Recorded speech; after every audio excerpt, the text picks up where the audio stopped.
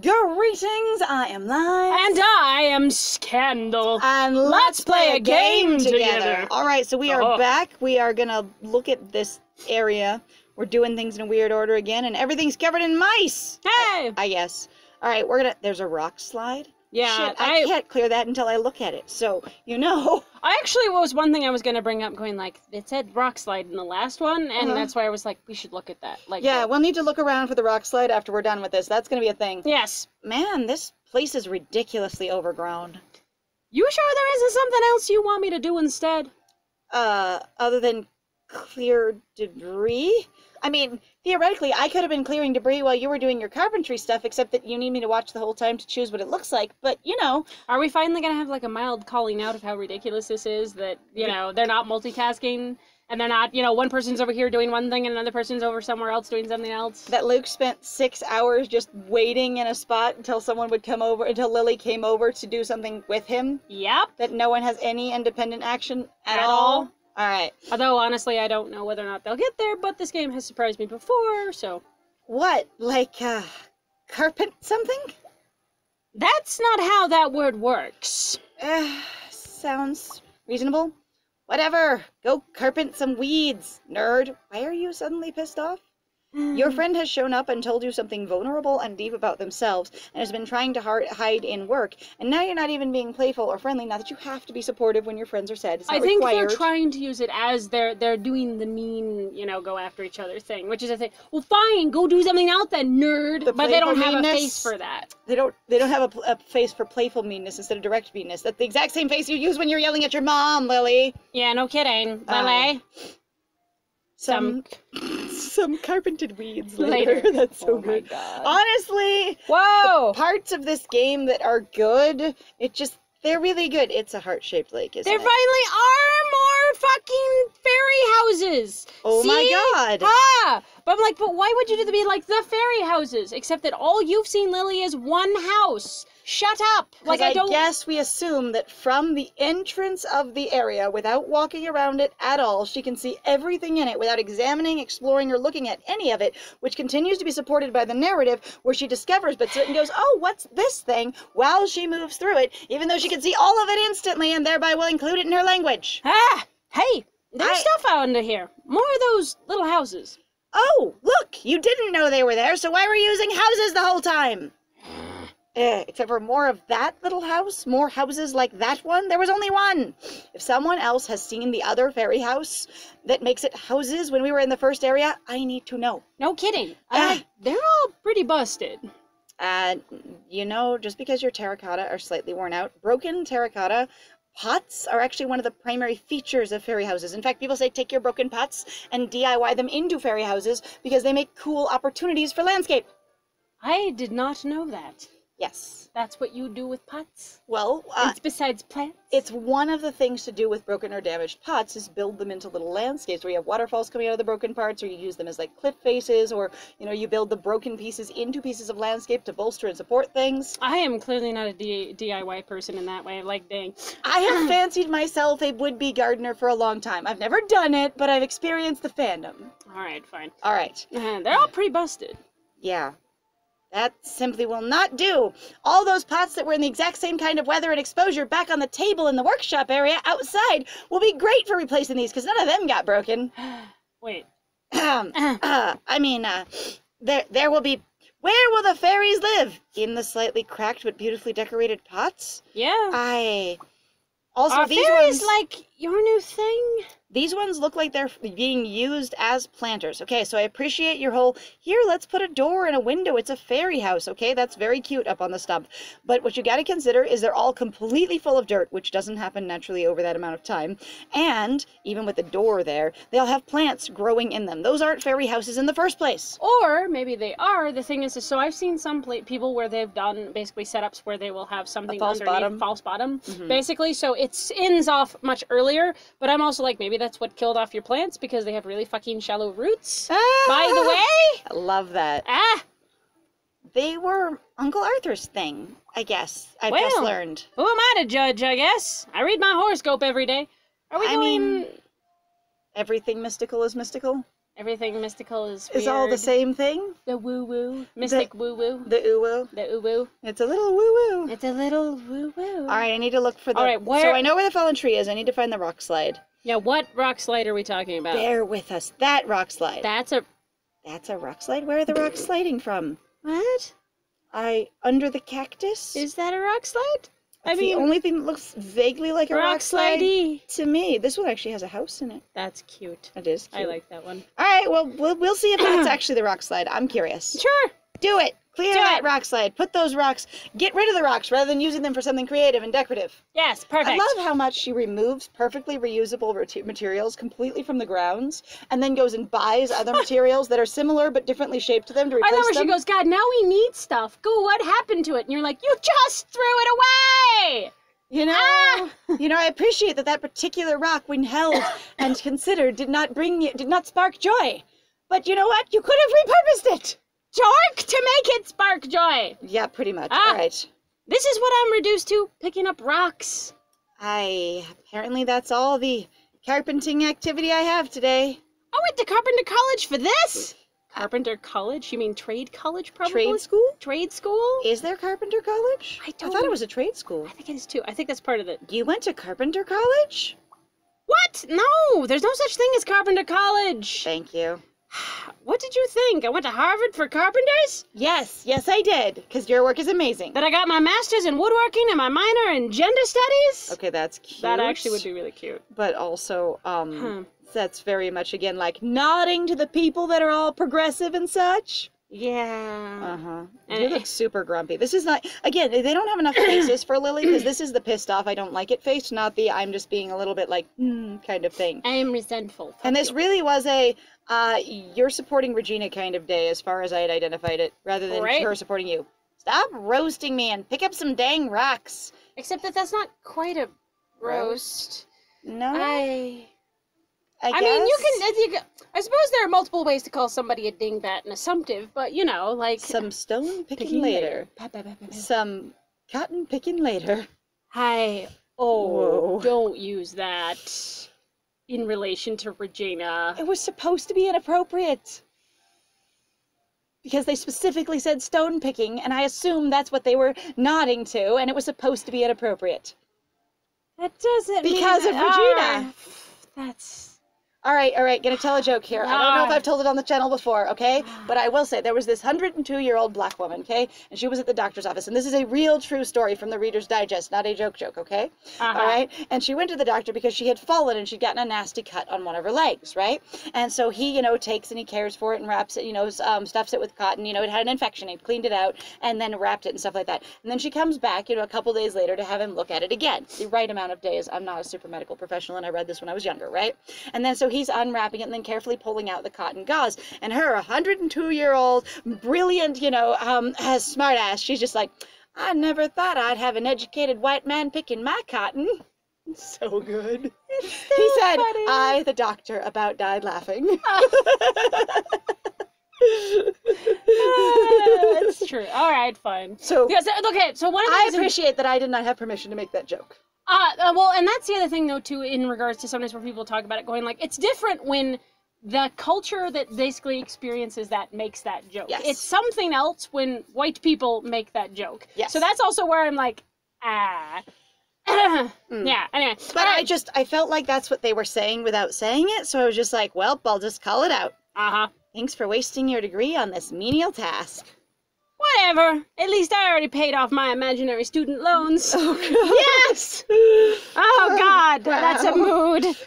A whole mood. I was so afraid of student loans that instead I just worked 2 jobs and lived in substandard conditions and abused myself to not have student loans. And also did full-time school.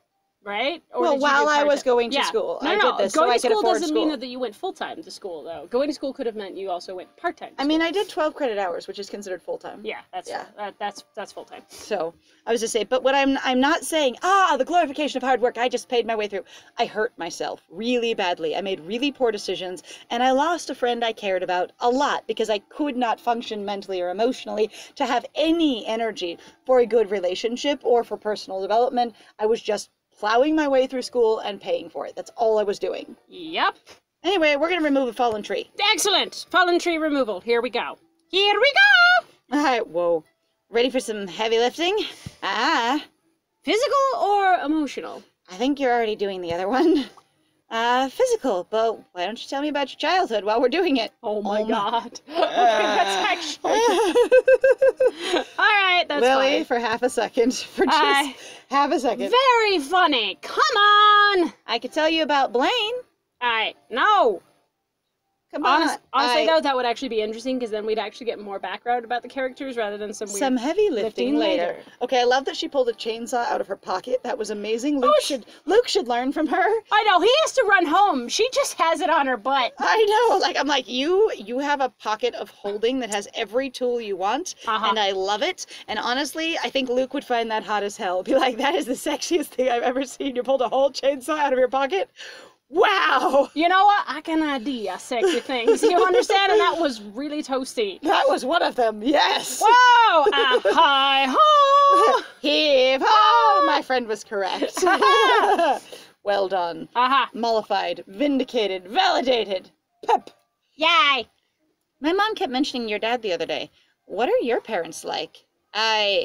Okay. So, again, it also seems like Regina's not super interested in Lily, which I think is interesting because there's a lot of opportunities. Not that she should today, because today she's very introspective with the setup. Oh, yeah. But in general, she hasn't asked a whole lot about Lily, other than, sounds like this thing, you should do this. Sounds like a no-good dirtbag stuck in your rose bush. Honestly, though, that's a thing that's also probably confused me a lot growing up. Like, there were plenty of people who were like, yeah, we're totally friends. And I'm like, I don't really know you, nor do I necessarily really want to. You have wildly different priorities than me, and I never got it at all. And I feel like that's kind of the relationship that they're like, yeah, Lily and Regina are just friends. And I'm like, they've really shown to have very little points of connection. They really don't have long conversations with each other or discuss anything. Like, there's a level of them sort of comfortably vibing with each other. Like, I know how to work together, and I can just hang, and I have similar, like, what I would say girly ideas. Right. But yeah, they don't know each other well. What they have is a level of camaraderie. Camaraderie, that's well good. They're more like comrades. What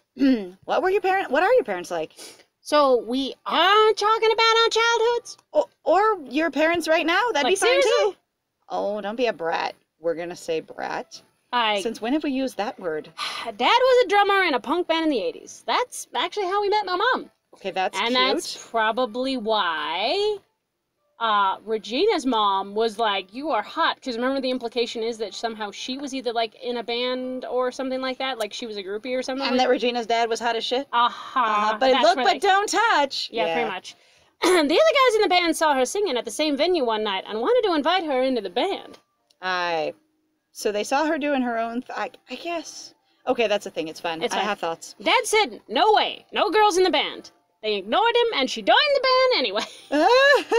And then he was the one that got together with her. And within a month, he had fallen in love with her. That's kind of adorable. That's what it is. And nonsense. That's so cute, Lily. I wish my life was like that. It feels like so many stories also, though, that I've read where they're just like, yeah, and this person was highly resistant, going, I can't have this thing on the boat, and then I have her on the boat.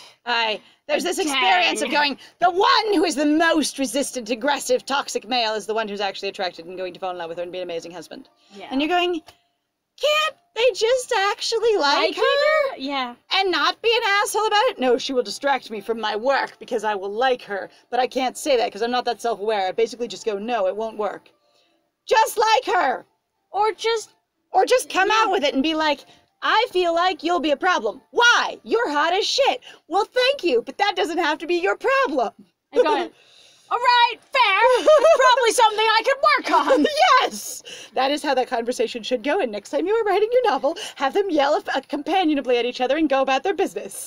Because it also, I just really like to see it where it doesn't end up that way. But then again, I'm not saying that stories with conflict, need to not have conflict. Because that's what it is. Like, people are writing basically high-intensity conflict and going, I love this. And I'm like, yeah, but then sometimes you kind of go, it's just sort of like, So once all the tension, though, is gone, what do you do? Because it's one of those things, so there's something called trauma bonding that happens with people in real life, where people get along with each other really, really well, as long as basically they're in the same traumatic situation that brought them together. But usually, for a lot of couples, once they get out of those traumatic circumstances and they move on to, like, say, a different, like, let's say, income bracket or whatever it is in their life, and a different environment. A different environment, they change societies, whatever it might be. Anything changing about your environment. No. Different environment. It just, whenever that changes, they suddenly don't get along anymore because the things that brought them together, that pressure's no longer there. And then they just go, wait a minute, I can be me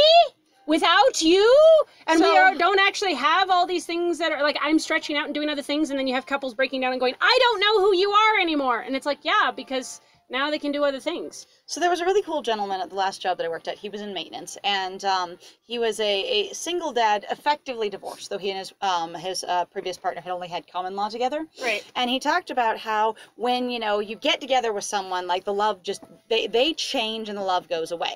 And I said, I don't think that most people change once you get together with them, either once you marry them, once you have a kid with them, once or whatever. I think that what happens is a lot of people, when they're young, they get together over basically shared interests and also to get through a challenging situation. A lot of people that are young, especially in America, bond over shared trauma. They bond over, we're both incredibly poor and barely making it by. They bond over, our parents were both, we're assholes and we could, and both of us feel emotionally neglected. They bond over, the world is against us and we're barely making it through. Now, if you start to get more stability, say you're both living independently, paycheck to paycheck, and then you start working together, you start increasing, improving each other's habits, you start holding a better job, you get better jobs together, you start getting financially stable, and then you go, they've changed. Your partner's priorities have changed because their priority isn't food, shelter, survive. They have those set and they don't have to worry about them anymore. So then they can think about other things. And if you've never encountered their dreams, their wants, their interests, even if they've never really had time to encounter them, they're going to start then exploring those because they now have the mental and emotional energy to do so. This is actually one of the reasons why I think in regards to why a lot of men like the term or the behavior of negging is because it keeps those people from ever being able to go beyond them. To feel stable or feel like themselves, they always have to basically look back to the guy because that way that's the way that you keep control and this is the way you stay in the relationship with me because otherwise you wouldn't be with me. So a lot of guys have really, really, really low self-esteem. Yeah, wildly. And I have heard a lot of women talking about it. I've been one of the women talking about it, going, it's really hard to be in a relationship with a guy with low self-esteem because he will not generally believe you when you tell him you love him, when you tell him you want him. He will just think, yeah, that's not going to last. And the thing is, well, it might not last, but the thing is if you don't acknowledge it and accept it, it's way less likely to last.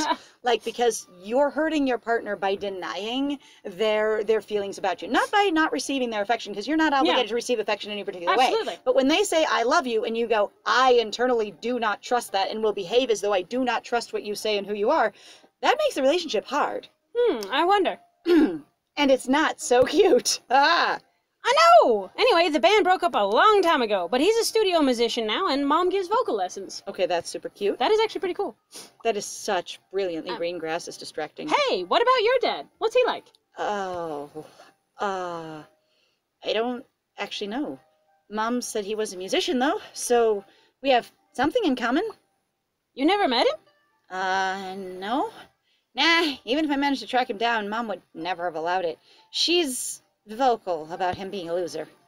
Well, come on, we gotta trim stuff. What are you waiting for? 2 days, woman! Right! Let's carpent the trimming. Trim the carpeting. Okay! Is that just me, or was that a really awkward segue? It might have been. Super awkward segue. Choose area plants, but it's not cleaned up all the way. I want to do the fairy houses. And also clean up the lake area, which needs it. What's left here? Just shoring up the plants? No, we gotta do the whole lake, dear. Yeah, just follow my lead. And doing all the fairy houses. Or is that choosing fairy? Nope. Nope. That's something This is not all that's left, my bro. Okay, the autumn is kind of fun. The autumn is cute. But it's smaller. It is smaller. I want bigger. I need bigger. Purple. All right, I'm going with purple. I'm doing it. Let's do it. I wanted the autumn colors, but I wanted them bigger. Okay. Perfect. Now the whole area's done. Yeet! What's with the tiny ladder over there? I don't know. They forgot it. It's fine. What you thinking about, lady? Oh, just stuff with my husband. Your mom actually made some sense to me. Okay. Honestly, shocking, but good? Isn't that one of those things, the meme, the worst person you know just made a good point? Yes. I hate that you're the one that made that point. Okay, so I will say, it doesn't matter.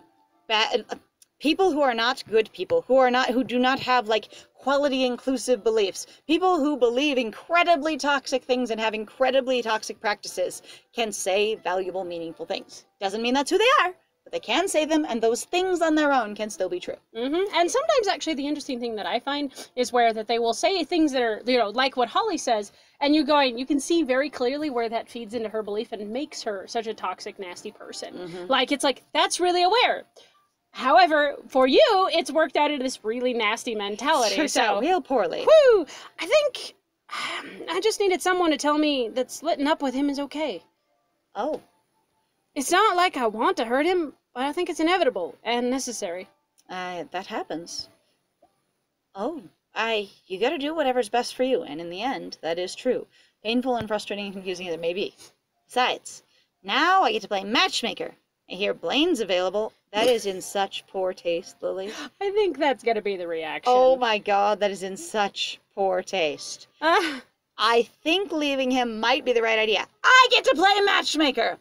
So you're saying that Regina is not a complete or balanced person unless she's matched with someone else, and that the only interesting thing about this, not the fact that she'll need emotional recovery or support, or this will be challenging for her social experience or anything else, is now you get to date someone new and I can be involved. Oh yeah, well, you know, she's not gonna have to deal with, you know, going on Facebook and nobody be like, hey, we're not gonna talk about this, so don't tell anyone. And then the joke of Blaine's available. I appreciate, like, I hear Blaine's available, but, like, I feel like, again, timing is just way too bad. Aha! You're not serious, right? Heck no. I said I wanted what was best for you, not worst. Hey, well, at least you're aware. Oh, we're to the Look, we're done, except we're not. Yeah, no kidding. What's next? I thought we just said all that was left is this. I am fine. Confusion. Well, I want to at least start fixing the rest of the fairy houses, but that's going to take a while. As if everything else doesn't take a while. You cleared an entire rock slide. No kidding. I can at least start, though. That gate needs work, too. Regina project! Oh, divide and conquer, I'm so proud. Don't you love when we both have stuff to do? A hers and hers situation. I love it. So you're saying... we should date. You might date me once you've recovered from your breakup.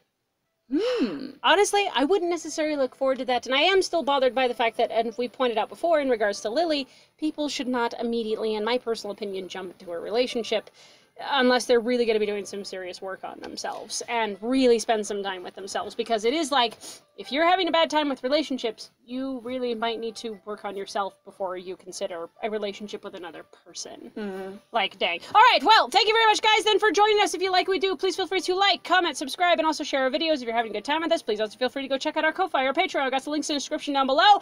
And I have been Scandal. And I have been Lies. And it was great playing with you. Bye!